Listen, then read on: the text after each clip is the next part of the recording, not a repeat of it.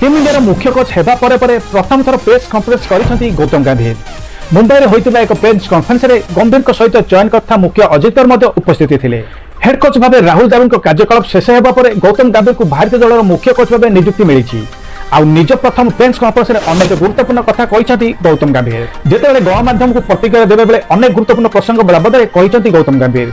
विराट कोहली और रोहित शर्मा को नहीं बड़ बयान देइछंती गौतम गंभीर, जहां नहीं आरंभ हो जाइछि चर्चा। निकटरे टी20 फर्माट विश्व चैंपियन होइथिला टीम इंडिया। आउ एहार पर 24 घंटा मध्य ही तीन जन वरिष्ठ खेलाड़ी टी20 अवसर घोषणा करथिले। अधिनायक थिबा रोहित शर्मा, पूर्वतन अधिनायक विराट कोहली एवं रविंद्र जाडेजा क्रिकेट सबुठारु छोट फर्माट कहिथिले बाय बाय। तेबे एही जन पूर्व भली दिनिका खेलिबा जारी रखिबे। श्रीलंका विपक्ष दिनिका सीरीज मध्य नजर आसिबे विराट कोहली एवं रोहित शर्मा।